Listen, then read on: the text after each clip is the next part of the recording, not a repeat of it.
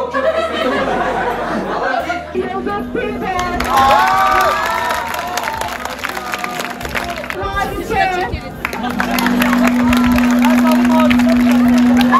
Mustafa Keser.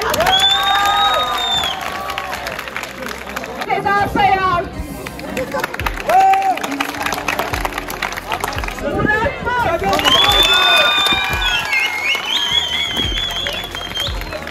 Merhaba değerli Akat'ın izleyicileri, ben Mert Gündüz. Bugün de sizlerle birlikte Van'dayız. Van'a geliş sebebimiz, burada çok güzel bir etkinlik vardı. Bunu çok uzun uzadıya anlatacağız.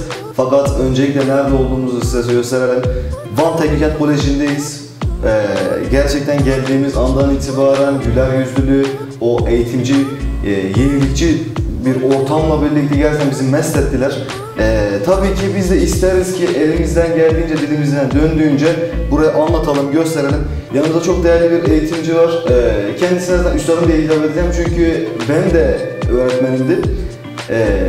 Şu an yanımızda Feyzi Karahan var. Feyzi Karahan kimdir? Size çok kısa bir özel geçip Van Teknikent Koleji'nin kurucu müdürü. Tabii ki kendisi detaylı daha fazla anlatacak. Öncelikle halini hatırını sormakla başlayalım. Hocam Hüseyin, öncelikle nasılsınız? Teşekkür ederiz, hoş geldiniz her şeyden önce. Hoş bulduk hocam. Az önce dediğimiz gibi şu an Van Teknikent Koleji'ndeyiz. Fakat tabii ki de buradan önce ben de Teknikent Koleji'nden mezun oldum. Fakat ben Hakkari mezunuyum. İlk başta Hakkari, sonra Yüksekova ilçemiz ve en son şu an bulunduğumuz yer olarak Van'da Teknikent Koleji kuruldu. Şu anda yanımızda kurucu müdür var. Çok kıymetli öğretmenim hocam. Feyzi Karahan var. Tabii ki biz detaylı bilgileri Feyzi hocamdan alacağız. Feyzi hocam öncelikle nasılsınız? Teşekkür ederim, çok sağ olun.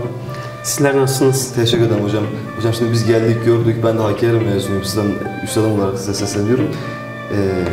Hocam şimdi öncelikle Van'dayız. Van'daki okulumuzdan biraz değinelim.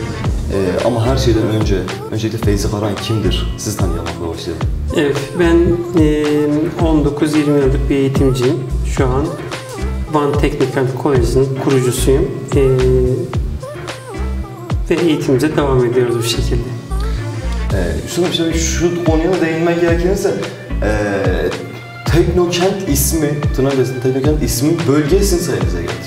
Ben şahsen öyle düşünüyorum çünkü Hakkari'de de öncülüğünü siz yaptınız, Yüksekova'daki de sizin açılışınızda oldu, Van'dakine de siz kurucusunuz. Şimdi bunun tabii ki de önümde sorular var, bu konuya dair uzun uzadıya konuşacağız, bayağı bir değineceğiz. Her şeyden önce ilk başta temelden başlayalım.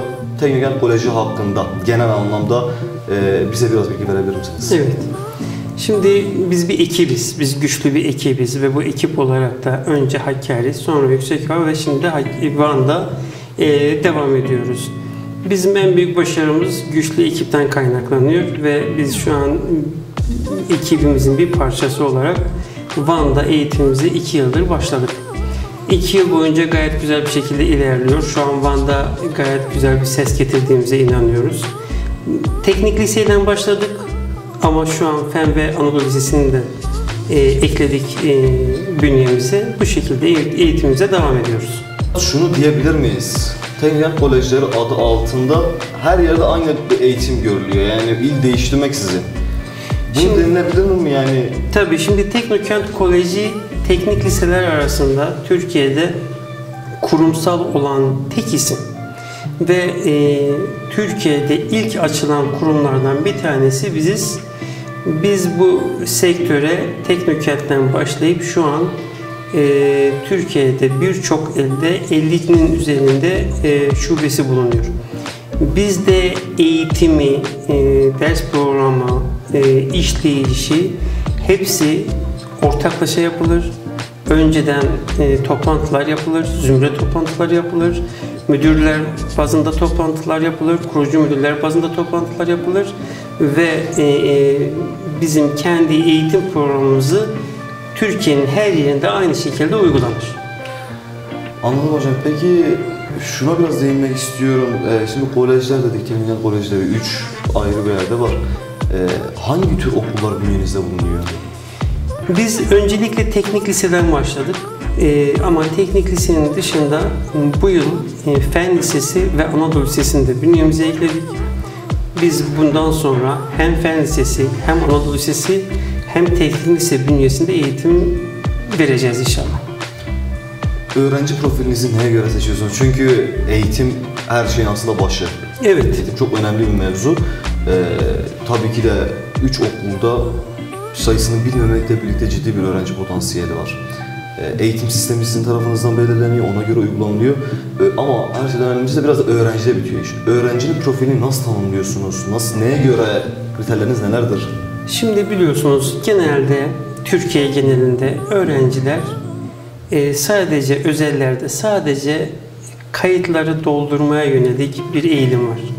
Teknokent Koleji'nde kesinlikle biz buna müsaade etmeyiz. Bizim için asıl önemli olan şey gelen öğrencinin disipline önem vermesi ve gayretini göstermesidir. Onun için biz gelen, kayıt yapan her öğrencimize okul bünyesinde kendi sınavımızı yaparız.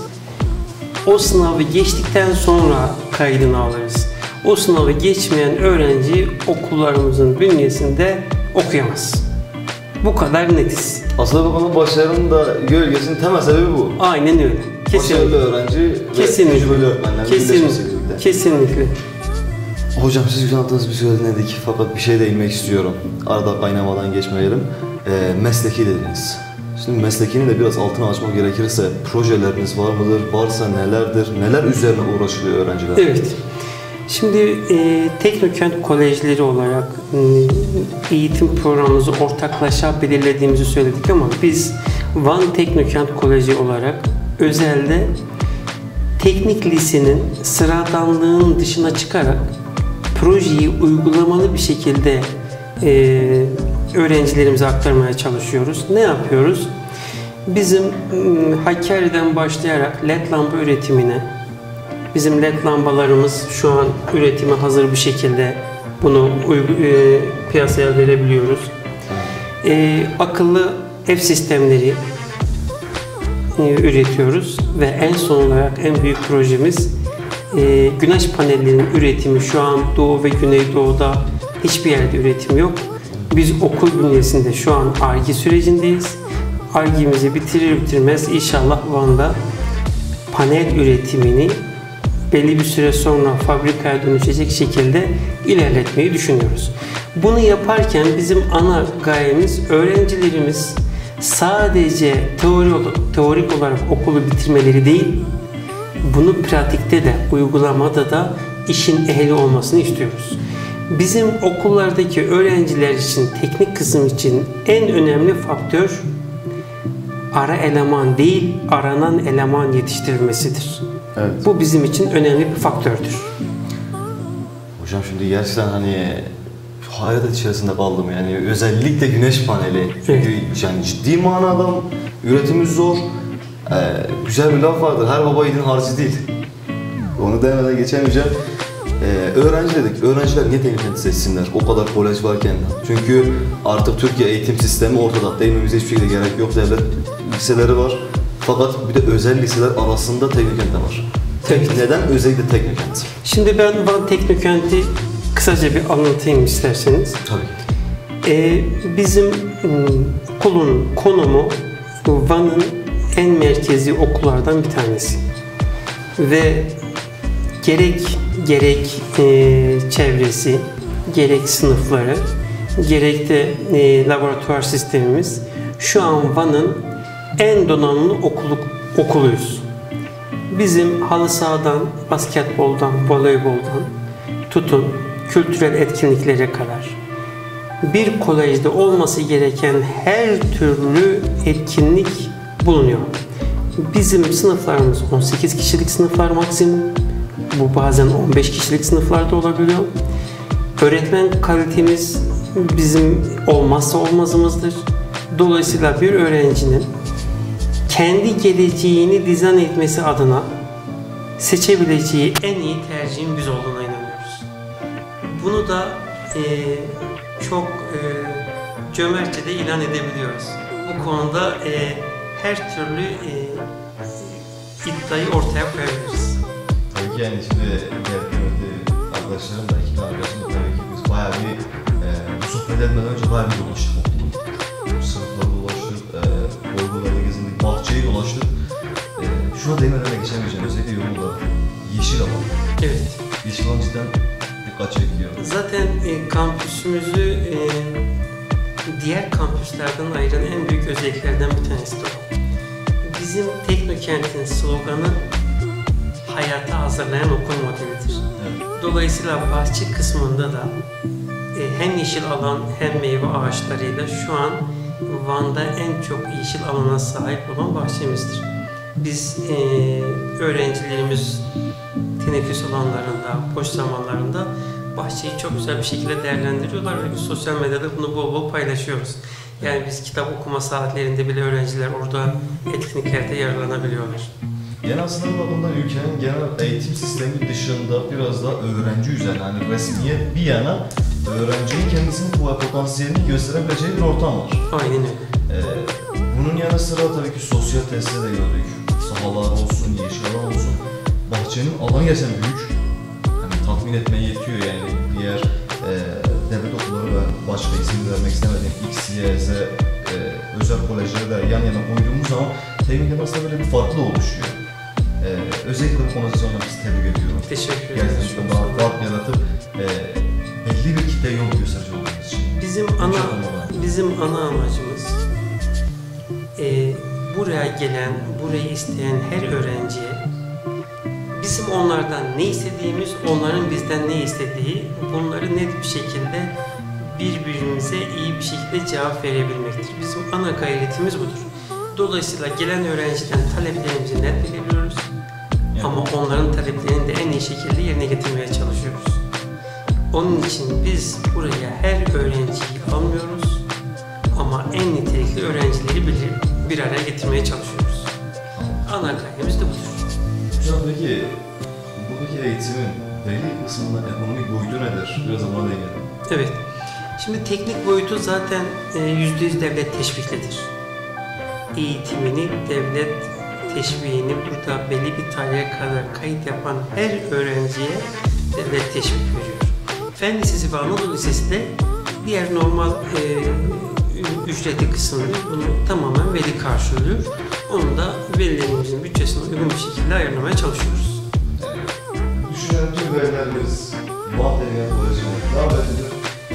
Feyzi hocamızdan burada gelirseniz konuşursunuz. Maddiyattan eğitimine, her şeyine dair zaten bilgi için gerekli değerli kıymetli hocalarımız burada. Geleceğe yönelik plan ve projeleriniz nelerdir? Evet. Şimdi bizim okulun eğitim mantığında biz iki yönlü bir eğitime önem veriyoruz. Birincisi akademik başarı. Akademik başarı olmazsa olmazımızdır. Bunu en iyi şekilde Van'da ilklere getirmeyi hedefliyoruz. Üretim kısmında, teknik kısmında da tekniği daha çok üretim faaliyetlerini artırıp farklı alanlarda, özellikle de yeni nesil ürünler kısmında, yeni ürünlerde biraz daha Van'da ses getirmeyi düşünüyoruz. Güzel Hanım, yavaş yavaş programımızın sonuna geliyoruz. Son olarak bizim izleyicilerimize, sizin de hem öğrencilerinize hem de velilerinize söylemek istediğiniz neler var? Evet. Öncelikle bütün velilerimize hayatlarına eğitimi, hayatlarının merkezine koymalarını isteriz. İkincisi, siz Hakkari tanıtıma buraya geldiğiniz için çok teşekkür ederiz. Üçüncüsü, biz buradaki bölge halkına eğitim adına verilecek bütün kararlarda öncelikle bizlerle diyaloğa geçmesini, bizlerle görüşmeden çocukların geleceğine karar vermemeleri gerektiğine inanıyoruz. Herkesi de Teknokent Koleji'ne davet ediyoruz. Hocam ben de bu programı benimle yaptığınız için size teşekkür ediyorum. Değerli kıymetli arkadaşlar, bugün de sizlerle birlikte Van Teknokent Koleji'ndeydik. Sürücü insan olursa affola, dilimiz döndüğünce, elimizden geldiğince okulumuzu göstermeye çalıştık, gerekli bilgileri aldık. Biz de dileriz ki buraya gelin, kıymetli hocalarımız var, nitelikli bir eğitim var. Kendim de okuyup bildiğim için size de tavsiye ediyorum. Bir dahaki programa dek sağlıcakla kalın efendim, hoşça kalın.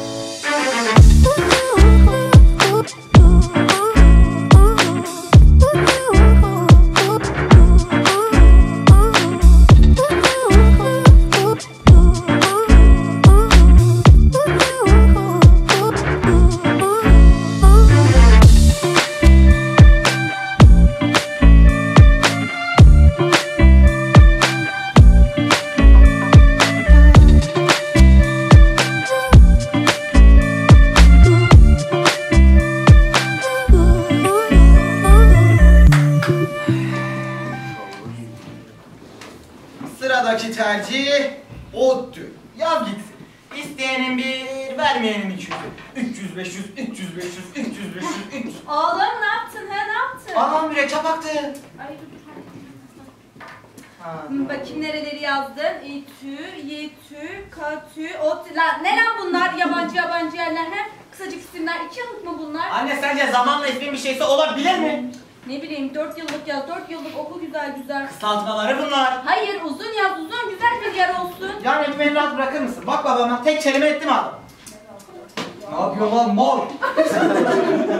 Ya şu savunduğum adama bak ya. Tövbe ya. Lan ben ne biçim konuşuyorsun lan sen babamla? Ben de tam onu diyordum babacığım. Benim kafam karşı ya, çocuk haklı olabilir. Tercih yapıyoruz sus. Tercih mi? Ya sen saldın bunu okuyacak illa diye. Şimdi bu üniversiteye kaşını gözünü göbeğini deldirecek ya. Ya ben niye deldireyim kaşımı? Ha gözünü göbeğini deldireceksin yani. Gözlenmek diye bir şey yok. Göbekten esrarcı vallahi. Ben demeyeceğim hiçbir yerimi. 1-2 dakika sus tercih yapıyorum ya. İyi tamam ben bir çırak koyayım sen de bak baban tavsiyelerini dinle tamam. Baban ne diyorsa onu yap hadi. Bana bak, okuma. Boş ver sen okuma.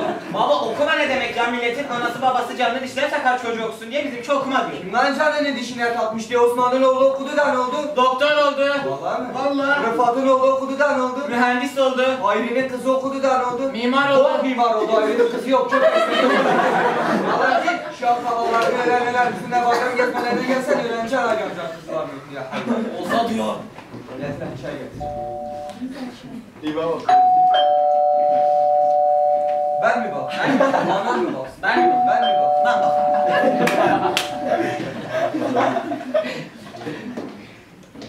Selamünaleyküm. Aleyküm selam. Babasına sever misin? Sen niye yine sevmişsin? Ya ben yeni değilim Allah'a selam işte. Can var tabii. Gel Can var bana bir öpün. Yok eniştem. Gel. Muah.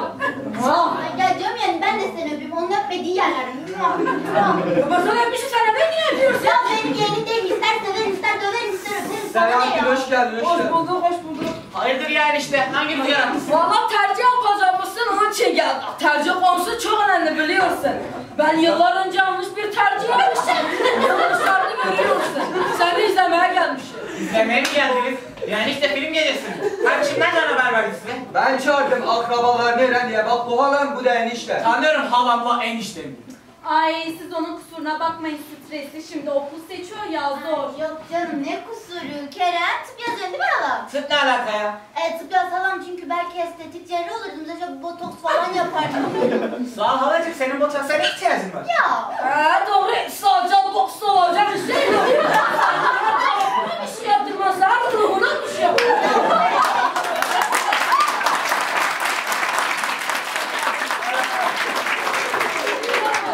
Benim yerim hukuk okuyacağım, hakim olacağım. O niyeymiş? Bizi boşayacağım. Allah Allah. Selahattin sana bir şey diyeyim mi? Ben seni boşamak gider diyor bekliyorum. Ay götüm köle.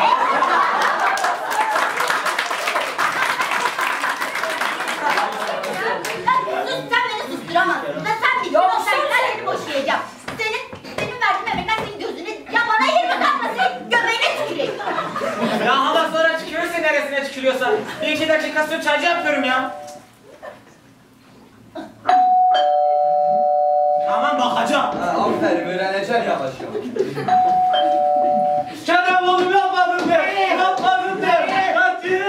Oh Allah'ım çok şükür gel koş koş koş! Yaz! Bankacılık! Niye bankacılık? Benim bankaya borcum var yaz işte kurtar beni! Ben istemiyorum. Tamam oğlum tamam! Yaz! Belediye başkancılığı! Niye başkancılık? Oğlum belediyeye borcum var kurbanın olayım yaz şunu hadi! Ben istemiyorum. Tamam lan tamam! Yaz! Kanatlı hayvan yetiştiriciliği! Onu niye yazıyorum? Oğlum uçan kuşa borcum var kurbanın olayım yaz şunu hadi! Ya Osman Allah aşkına çocuğu nasıl yazsın onları? Nasıl mı? Nasıl? Eliyle abi eliyle! Eliyle abi eli. Sen beni mi takıydın lan? Tamam oğlum tamam hakim ol. Ben aşım olmak istemiyorum. Onu demiyorum oğlum sinirlerine hakim ol. O senin dayın hakerdeki kurban o senin.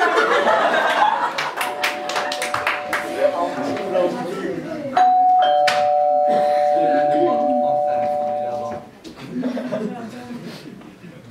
Nudem. Kerem tercihini yap. Bak sonunda benim işine bir. Ya yapacağım da hiçbir izin vermiyor ki. Ya onu mu diyorum anlar mı ben mi? Tabii ki sen. Vay! Tamam oğlum siz. Vay! Ne yapıyorsun lan? Ailen de delirdi zaten. Hey! Ben senin sana bir şey mi? Ben lafını dedim, ben lafını. Ne dedin Selim? Ay ben lafını dedim. Ya Ya kardeşim bizim ailelerimiz yok muydu? Biz beraber Kocaeli'ne gitmeyecek miydik? Gitmeyecektik kanka. Doğru, İzmir hayalimiz vardı. Ana falan puanlarımız Kocaeli'ne yetti. O yüzden bizimle gelecek. Lan siz Kocaeli'nde ne okuyacaktınız? Gastronomi. Oho gastronomi diyor. Bu çocuk uzaydan ne anlarsın? Gastronomi. Ya Selen rica ederim konuşma. Gastronomi bir kere uzay bilimi değil. Tıpla ilgili bir şey. Ya tıpla ne alakası var ya? Siz gastronomiciliğin ne olduğunu biliyorsunuz mu? Ya ciddi soruyorum, ben bilmediğim için. Ya gastronomi yemek bilimi. Ana ben 30 yıllık gastronom. Sen şuraları aldırmışsın. Ben nereye tercih ettim? Sen de şimdi aynılarını yazıyorsun tamam mı? Canım ben seni ne tercih ettim? Fırat Üniversitesi oku. Hey güzel barajı geçmişsin. Sınavda baraj yok. Yok Kemal barajı geçsen o zaman. Ya ben Elazığ'ı çok seviyorum da biz Elazığ'da ne yapacağız? Ya ne demek ne yapacağız ya? Gece hayatı çok iyi diyorlar. Geceleri akarız. Lan Elazığ'da ne gecesi? Sıra gecesi. Kardeşim bakıyorum kız seni başka yerlere çekmeye çalışıyor, bizimle geleceksin. Ya ne demek bir yerleri siz? Durun! Durun! Duruyorsunuz zaten ama yine durun. Kerem oğlum tüyo geldi lan. 1 tüpçülük, 2 mühendisçilik, 3 mimarcılık. Tüyo mu geldi? Zaten biz burada kupon mu dolduruyoruz? Ayrıca tüyo nereden geldi ya? Ne alakalı tüyo Ya Allah Allah tamam ya tefecilik. Lan tefecinin borcunu var. Yok onun parası güzel. Ya arkadaşlar ısrar etmeyin. Benim oğlum okumayacak, esnaf olacak, dükkanın başına geçecek. Bizim dükkanımız mı var? Yok bir tane bulsun başına gitsin bir şekilde. Ya sabahtan beri yok o öyle demiştir, yok o böyle demiştir. Bırak o çocuğu ne isterse Ya benim yeğenim tıp okuyacak bana estetik yapacak. Tıp yaz hadi alan tıp yaz. Eğer benimle gelmezsen bu ilişki biter. Kanka partiler.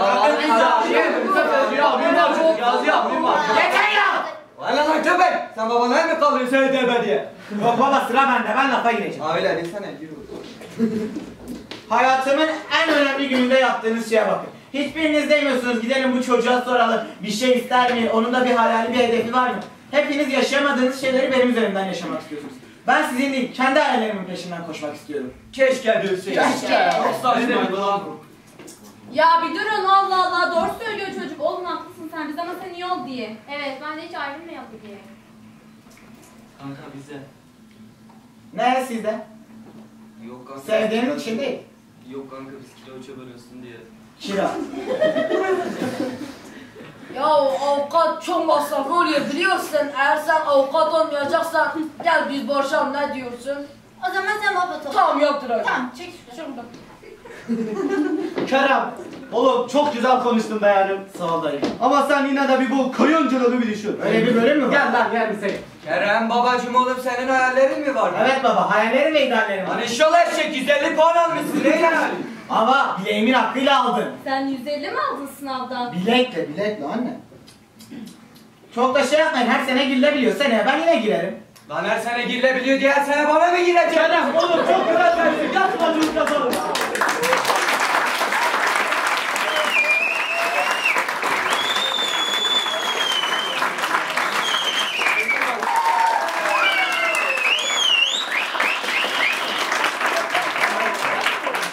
Arkadaşlar skeçlerimiz bitti. Sabrınızdan dolayı teşekkür ederim. Umarım beğenmişsinizdir. Hepinize teşekkür ederim. Şairinden öteye gidelim yali yali gidelim yali yali gidelim yali. Sırtımdaki semetum ben olayım yali ben olayım yali ben olayım. Sırtımdaki semetum ben olayım amali ben olayım amali ben olayım. Sepetunun ipleri kesiyor mu? Kesiyor mu? Kesiyor mu? Aşka yatmış benim aleyhim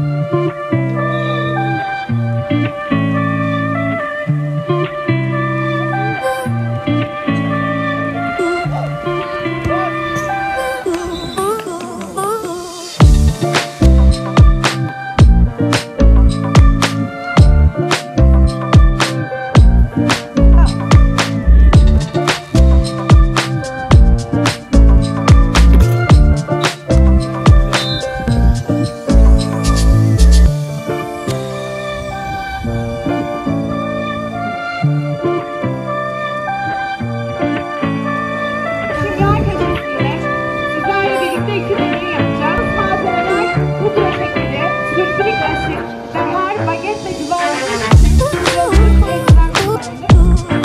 Ve her iki şekeri asit ve pudra şekeri deneyiminde pudra şekeri, sülfürik asit, bunlar baget ve güvenlik gözlük ve güvenlik. Yeni bir asit ve pudra şekeri deneyiminde sülfürik asit, bunlar kükürt ve karamel kokusu alabilirsiniz. Şeker beynin dışına taşan siyah kömürleşmiş tüpe dönüşür. Ve karamel kokusunu alabilirsiniz. Şeker beynin dışına taşan siyah kömürleşmiş tüpe dönüşür. Hidrojen ve peroksik direkt ayrı. 50 mililitre kadar Hızlı bir şekilde oksijen ve dönüşür. Açığa çıkan oksijen hidrojen yanına potasyum iyonu, hidrojen peroksit açıklı bir şekilde oksijen oluşmak neden olur. Açığa çıkan oksijen potasyum iyonu, hidrojen peroksit kullanılan potasyumla emzilerek hidrojenleştirilir. Hızlı bir şekilde oksijen köpük oluşur. Açığa çıkan oksijen köpüğü oluşmasına neden olur. Kullanılan potasyum iyonu, hidrojen peroksitin hızlı ayrıştırılma ve köpük oluşmasına neden olan bir maddedir. Dinlediğiniz için teşekkür ederim. Birinci jüri üyemiz Seda Sayar.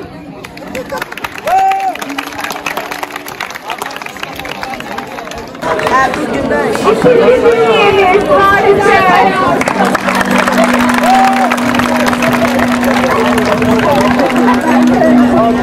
Üçüncü jüri üyemiz ise Yıldız Tilbe.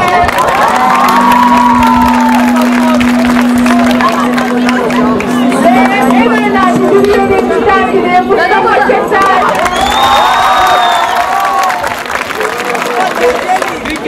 Tabii ki yakışıklığıyla bizlere destek olan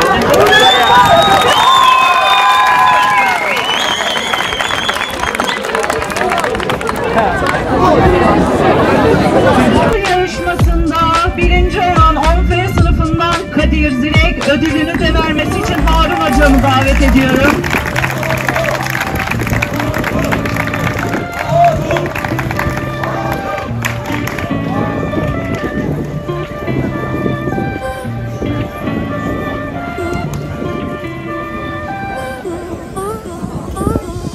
Teşekkürler.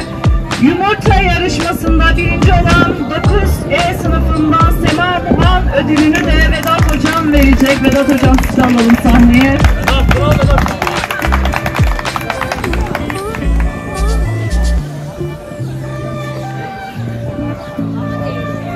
Teşekkür ediyorum.